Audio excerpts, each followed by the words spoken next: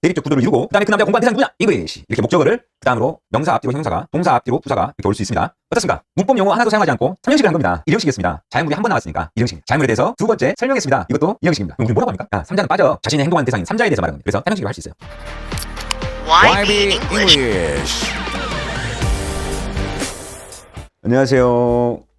네, 오늘은 지난 시간에 이어서 현대 언어학의 최고의 대가 노암 촘스키의 신텍스 트리를 가져왔습니다. 이것은 우리 인간, 그러니까 서양 사람들만이 아닌, 동양 사람들만이 아닌 우리 인간이 보편적으로 가지고 있는 그 문법의 구조를 이 사람이 설명해 놓은 거예요. 그래서 우리가 언어 공부를 할 때는 굉장히 도움이 되고, 제가 그거를 살짝 빼와서 거기다 숟가락을 조금 더 얹어서 말을 해보겠습니다. 기대해 주세요. 자, 먼저 우리가 영어와 한국어 문장을 구조를 알아봐야겠죠. 그래서 영어하고 한국어가 차이가 있다는 건 아는데 어떤 차이가 있을까요? 여러 가지 선생님들께서 말씀해 주시는 방법이 있죠. 예를 들어서 저 같은 경우는 영작을 많이 시키는데 한국말을 먼저 보여주고 그걸 영작 가해라 했을 때는 맨 앞 주어를 보고 그 다음에 맨 뒤 동사를 봐서 그거를 영작해라 이렇게 말하거든요. 또는 어순이 다르다 이렇게 표현하기도 하고, 한국말은 끝까지 들어봐야 된다 그런 말로 표현하기도 하고 하시죠. 영어와 한국어 문장의 구조를 설명해 드리겠습니다. 네, 한국어와 영어의 말하는 법의 차이. 한국어는요, 제가 문법 용어를 최대한 피하기 위해서 말을 좀씩 바꿔봤습니다. 봐보세요. 자연물 1, 2가 있어요. 그리고 발생된 것, 그런 구조예요, 한국어는. 그래서 자연물이라고 하는 것은 품사를 말하겠죠. 근데 문법 용어를 사용하지 않고도 말을 하려는 그런 것이 있겠죠. 그걸 자연물이라 해요. 사람이라고 할 수도 있고, 사물이라고 할 수도 있고, 생각이라고 할 수도 있고. 근데 그런 자연물과 자연물이 한국어는 자기들끼리 다 모여요. 그런 다음에 그게 어떠했다라고 발생이 되는 거죠. 그림으로 표현을 해봤는데, 자, 이게 자연물이 있고 또 여기 자연물이 있어요. 그 자연물들을 서로 얽혀서 본인들끼리 다 모인 다음에 그 다음에 발생됨을 나중에 서술합니다. 한국어는 자연물끼리 서로 어울리는 관계를 설정한다라고 했어요. 예를 보면 그 남자는 영어를, 자연물이 그 남자라는 자연물과 영어라는 자연물이 나왔죠. 그리고 나서 열심히 공부한다 라고 말을 했어요. 그러면 한국어는 일단 말하고자 하는 소재를 다 끌고 오는 거야. 그리고 다음에 그거를 서술한다 라고 말하겠죠. 그 발생이 어떻게 됐는지를 말하겠죠. 자, 그러면 다음으로는 영어는 어떨까요? 영어는 자연물이 왔으면 그 다음에 발생된 것이 바로 막습니다. 자연물 앞에 딱 위치하게 돼요. 그리고 나서 그 발생된 것 다음에 자연물이 나오는 구조예요. 이거를 대치된 상태를 만든다고 해야 되나? 아니면 대립적인다거나, 제가 생각하기에는 전투적이에요. 그림을 봤을 때 자연물과 자연물이 있었을 때 그거를 발생이 서로 대립 구조를 만들어줘요. 이게 큰 그림상의 차이점이에요. 자, 보겠습니다. 영어는 자연물이 발생시킨 행동을 중심으로 서로 대립되는 구조를 따릅니다. 자, 그래서 영어는 the man이라는 자연물이 있고, 그 다음에 바로 어떤 발생이 이루어졌는지를 보고 그 the man과 이 행위자겠죠. 그 행위가 이루어지는 대상이 그 뒤에 오게 되는 거예요. 네, 그래서 스터디의 주체가 the man이고 거기에 대한 대상자가 스터디를 중심으로 잉글리시가 뒤에 왔다라는 거죠. 그래서 첫 번째 자연물이 the man이 왔고, 그 다음에 동사가 막죠. 일단 막아서 경계를 이루게 하고 스터디스 하고 그 스터디한 대상이 다음에 나오는 겁니다. 본격적으로 신텍스 트리로 한번 가보겠습니다. 제가 준비한 신텍스 트리는요, 원래는 이게 문장을 중심으로 앞에 주어와 서술어 부분을 표현한 거예요. 근데 이 신텍스 트리 구조가 영어 어순으로 이렇게 정리가 됐었어요. 그래서 제가 한국말로 일단 정리를 해보고 그 우리나라 한국말과 영어가 어떻게 다른지 동적으로 한번 보여줘 볼게요. 같이 봐보시겠습니다. 그 남자는 열심히 영어를 공부한다. 우리나라 말 어순이죠. 근데 여기 있는 동사를 앞으로 뺍니다. 동사가 바로 주어 뒤에 붙게 되죠. 그러면 이 주어 뒤에 붙은 동사가 목적어를 겨냥하듯이 이 대립적인 구조를 만듭니다. 자, 보겠습니다. 그 남자는 열심히 영어를 공부한다 라고 돼 있죠. 그런데 동사 부분을 손가락으로 탁 건드리면 동사가 주어 바로 뒤에 붙게 되면서 대립적 구도를 이루고 그 다음에 그 남자가 공부한 대상이 누구냐? English. 이렇게 목적어를 그 다음으로 대립적 구조가 나는 거예요. 네, 여러분은 지금 한국식 사고와 영어식 사고의 차이점을 알게 됐는데요. 이제 그 다음으로 문법 용어를 쉽게 이해하기 위한 안내를 드리도록 하겠습니다. 일단 그 전에 제가 여러분한테 제가 수업할 과정에 대해서 잠깐 설명해 드릴게요. 네, 처음에 우리가 뭐에 대해서 공부했었죠?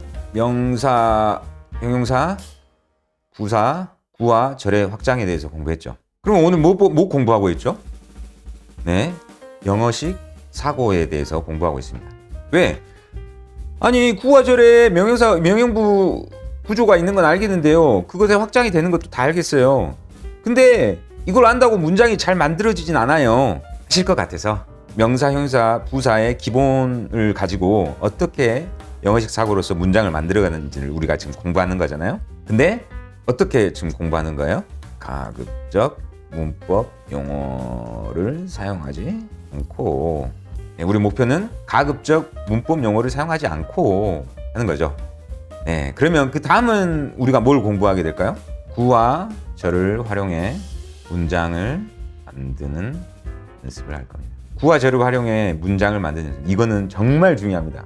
여러분 지금까지 분사구문, 동명사, 분사, 관계대명사 그거 하면서 의도하는 바로 이렇게 문장을 영작해 보셨나요? 아주 쉬운 방법이 있습니다. 그거는 이 다음 시간에 공개를 할 수 있도록 하겠습니다. 네, 그러면 자연물이라고 앞에서 말했듯이 명형부동이 있는데 이거를 제가 어떤 말로 바꿔볼 거냐. 자연물. 아주 쉽죠? 그러면 명사는 자연물이라고 했는데 형용사는 뭐라고 해요? 자연물을 설명하는 것. 쉽죠? 명사는 자연물인데 형용사는 명사를 설명하는 것. 그러면 동사는 뭐냐? 우리가 하는 동작이나 활동. 이거 중요합니다. 나중에 이거 확장할 때, 구와 절에 확장할 때 아주 중요한 말입니다. 동사를 동작이나 활동으로 알아주시는 게 좋습니다. 그리고 부사는 이 동작이나 활동의 배경, 그러니까 시간적 배경, 공간적 배경, 그런 것들을 다 부사가 설명해 준다고 생각하면 됩니다. 자, 말씀드렸듯이 명사, 세상의 모든 자연물이나 생각을 말하는 겁니다. 어떤 분들 자연물이라고 하니까 무조건 자연에서 나오는 그런 것들이라고 생각하시면 안 돼요. 자연물은 장소, 사람, 추상적 개념까지 다 포함합니다. 예를 들면 dog, house, happiness 전부 다 우리 세상에 있는 자연물입니다. 형용사, 자연물의 형태나 상태를 설명한다고 생각하면 돼요. 따로 생각할 필요가 없어요. 자연물의 형태나 상태. 그래서 big house 이렇게 말할 수 있잖아요. house라는 자연물을 big이 설명해 주는 거죠. happy house 이렇게 말할 수도 있겠네요. house라는 자연물을 happy가 설명해 주는 거예요. blue 이런 것들이 있습니다. 동사, 자연물의 동작이나 활동을 일으키는 것을 표현합니다. 행동만이 아니라 추상적이고 개념적인 모든 활동들을 다 표현하는 거예요. 가지고 있는 것도 행동은 없지만 소유 활동이라고 생각하시면 돼요. 그래서 그녀는 뛴다. 자연물이 있고 자연물이 뛰는 것을 바로 주어 자연물 바로 뒤에 붙였죠. 동작이나 활동을 표현했습니다. He eats. 바로 자연물 뒤에 붙어서 먹는다를 표현했죠. 또한 형용사가 설명하는 상태를 보완하는 역할을 합니다. 이게 무슨 말이냐? 자, 여기 보세요. I happy. 어때요? 나는 행복하다. 여기서 I happy 할 수 있습니까? 없습니다. happy는 자연물을 설명해 주는 것이고 중간에 문장의 동사는 반드시 들어가야 됩니다. 그러면 아니 happy라는 뜻이 있는데 어떻게 동사가 어떤 동사가 들어가야 되나요? 아주 특별한 동사가 들어가야죠. 아무 뜻도 없는 동사입니다. 우리는 이걸 링킹 버브라고 합니다. 링킹 버브. 비동사는 아무 뜻도 없습니다. 그런데 이 자연물과 거기에 대한 설명을 연결해주는 역할을 해요. 문장에 동사는 반드시 있어야 되니까. 그렇다면 이게 형용사가 설명하는 상태를 보완하는 역할을 합니다. 반드시 동사는 있어야 됩니다. 동사가 없으면 문장 완성되지 않습니다. 또한 위치도 말해주죠. 여기 보면 에스쿨이라는 위치와 he를 연결해줍니다. is가 그런 역할을 하고 있죠. 다음으로 부사, 동작에 대한 맥락적 정보를 알려줍니다. 부사는 주로 동작, 동사, 그러니까 동작에 대한 배경적 부가 정보를 제공합니다. 부사는 동작을 주로 꾸며줍니다. 이 배경은 장소, 시간 또는 이 동작에 대한 이유, 정도, 어느 정도인지 또는 어떤 강도인지 그런 것들을 다 포함할 수 있습니다. 또한 부사는 당연히 형용사나 다른 부사를 설명할 수도 있습니다. 그렇지만 저는 동작, 이 활동에 대한 배경적 부가 정보를 더 중요시하겠습니다. 예를 들어 가자, 빨리 가자, quickly, go quickly. 자주 간다, often go. 여기로 와라, come here. 이런 식으로 동작을 잘 설명해 줍니다. 자, 그래서 정리해 봤습니다. 자연물이 어떤 활동을 하는데 그 자연물을 설명해 주는 게 형용사고 그 동작을 설명해 주는 게 부사입니다. 이것은 명사 앞뒤로 형용사가, 동사 앞뒤로 부사가 이렇게 올 수 있습니다. 정리합니다. 명사, 자연물의 이름을 나타내는 것이고, 형용사, 자연물의 상태나 인상을 나타내는 것이고, 동사는 자연물의 활동을 나타내는 겁니다. 부사는 그 활동에 대한 부가 정보를 여러 가지로 나타내죠. 마지막입니다. 자연물에 대한 사실과 의견을 말하는 방법. 갑자기 나왔죠? 사실과 의견을 말하는 방법. 자, 그러면 사실과 의견이란 무슨 말을 하는 것일까요? 어떤 주어 동사가 만들어졌다는 것은 기본적으로 어느 한 명제, 어떤 사실, 의견을 나타낼 수 있다는 것입니다. 그런데 영어를 배우는 일반인들에게 기존의 문법 용어인 주어, 목적어, 보어 이렇게 말해서는 이 의견과 사실에 대한 말을 연결하기가 힘듭니다. 자, 보겠습니다. 산품사를 우리는 자연물이라고 하나로 만들어 버렸습니다. 말을 쉽게 하기 위해서. 자연물을 설명, 동작을 설명 이렇게 말했죠. 그 다음에 문장 성분을 우리는 뭐라고 말합니까? 사실과 의견으로 아주 간단하게 말해버립니다. 문장 성분은 동사를 중심으로 앞에 오는 것을 우리는 주어라고 합니다. 그리고 동사를 중심으로 동작, 활동을 중심으로 뒤에 오는 것을 목적어나 보어라고 합니다. 하지만 이것은 문법적 분류이기 때문에 우리는 그냥 그거를 사실이나 의견으로 만들어버리면 됩니다. 자, 처음으로 보겠습니다. 자연물이 활동을 하죠. 자연물 I가 달리기 합니다. 그런데 빨리 달립니다. 활동, 동작을 설명했으니까 이거는 부사라고 할 수 있습니다. 그런데 내가 달린다라는 말을 했죠. 사실이에요. 자연물이 달린다라는 사실, 그 이상은 불필요한 겁니다. 그래서 일단 가장 기본적인 조건, 자연물이 어떤 활동을 하는지 알면 되는 겁니다. 자, 두 번째, 자연물인 I가 학생이네요. student네요. 이거를 동사 am이 설명해 줬죠. I am a student. 그래서 주어에 대해서 다시 말했네요. 주어에 대해서 두 번 말했네요. 네, 근데 자연물로 다시 말했습니다. 그 다음 I 자연물에 대해서 또 다시 말했네요. 두 번째 말했습니다. 이번에는 자연물에 대한 상태로 설명을 했습니다. 그러니까 I에 대한 사실을 말했죠. 내가 학생이다. I에 대한 의견을 말했습니다. 나는 화난다. 그리고 세 번째로 I 자연물이 사랑하는 대상, 목표물이죠. 내가 사랑하는 대상에 대해서 말했습니다. 당연히 나는 너가 아니죠. 너가 나는 아니죠. 그러면 타인이 온 거죠. 내가 행동하는 대상 타인이라고 하는 거예요. 자, 마지막으로 보이가 있는데 이 보이는 the tall이라는 자연물을 설명해 주는 것이 있죠. 그렇지만 이게 있다고 해서 이 문장이 사실이나 의견으로 될 수가 없어요.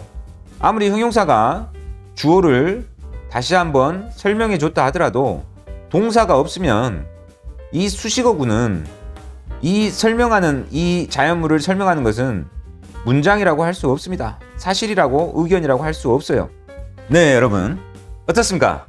문법 용어 하나도 사용하지 않고 지금까지 3형식을 한 겁니다. 무슨 말이냐고요? 자, 보세요. 제가 첫 번째라고 했죠. 이거 1형식이었습니다. 자연물이 한 번 나왔으니까 1형식입니다. 문장 형식에 영향을 주지 않고요. 사실과는 거리가 멀다고 했어요. 두 번째로 내가 말한 부분, 자연물에 대해서 두 번째 말했죠. 자연물에 대해서 두 번째 말했으니까 2형식인 겁니다. 자연물에 대해서 두 번째 설명했습니다. 이것도 2형식입니다. 자연물에 대해서 두 번째 반복된 거니까 2형식이라 할 수 있죠. 3형식, 자연물에 대해서 행동하는 대상인 타인에 대해서 말했죠. 그러면 우리가 이거를 연결하기 좋게 이렇게 말할 수 있죠. 우리가 서로 대화를 하고 있는데 누군가 끼어들잖아요. 그럼 우리는 뭐라고 합니까? 야, 삼자는 빠져, 이렇게 말하죠. 네, 여기는 자연물에 대해서 자신이 아닌 자신의 행동하는 대상인 삼자에 대해서 말하는 겁니다. 그래서 3형식이라고 할 수 있어요. 여러분, 형식은 비영어권 국가에서만 형식이라는 말로서 사용을 하는 것은 맞습니다. 그렇다고 해서 영어권 사용자들이 형식과 관련된 것을 배우지 않는다는 건 아니에요. 동사도 당연히 transitive verb, intransitive verb 전부 다 배웁니다. 4형식과 5형식에 나오는 somebody something, 주어, 동사, somebody something, 어순이나 그거를 3형식으로 바꾸는, 그러면서 전치사를 나오게 하는 것도 전부 다 필수 과정으로 초, 중, 고등학교에서 배웁니다. 그리고 5형식에서 나오는 causative verb나 perception verb 같은 것도 전부 다 배웁니다. 초등학교 6학년에서 중학교 2학년 정도에 배우는 걸로 알고 있습니다. 그런데 우리가 1, 2, 3형식에서 많이 헷갈렸던 것은 우리가 한국어의 사고방식과 영어의 사고방식이 달랐기 때문에 처음부터 아마 여러분이 힘들었을 거라고 생각합니다. 그런데 우리가 지금 문법 용어를 빌리지 않고도 아주 쉽게 알아버린 거죠. 네, 정리하겠습니다. 자연물이 어떤 활동, 개인적인 활동을 한 것에 대한 본인의 활동만 말하는 사실을 1형식으로 우리가 볼 거고요. 그 다음에 자연물이 있는 위치, 어디에 있는지, 이거는 문장의 사실에 대해서 중요하지 않은 부가정보니까 자연물과 그것이 있다라는 것, 그것이 1형식과 대응되는 것이고요. 자연물에 대해서 두 번째 설명하는 것, 자연물에 대해서 두 번째 설명하는 것을 우리는 2형식이라고 우리가 생각하면 되고요. 자연물이 읽은 대상, 자연물이 행동한 대상, 즉 삼자에 대해서 말하는 것을 우리는 3형식이라고 합니다. 네, 지금까지 우리가 형식을 공부한다고 하지도 않았는데 영어의 오순, 영어의 사고 방법을 우리가 공부하면서 공짜로 3형식까지 그냥 쭈루룩 해버렸습니다. 다음 시간에는 4, 5형식을 우리가 잘 배워야 거기에 대한 의미 있는 확장이 이루어질 수 있거든요. 그러니까 그것을 정리해 보도록 하겠습니다. 감사합니다.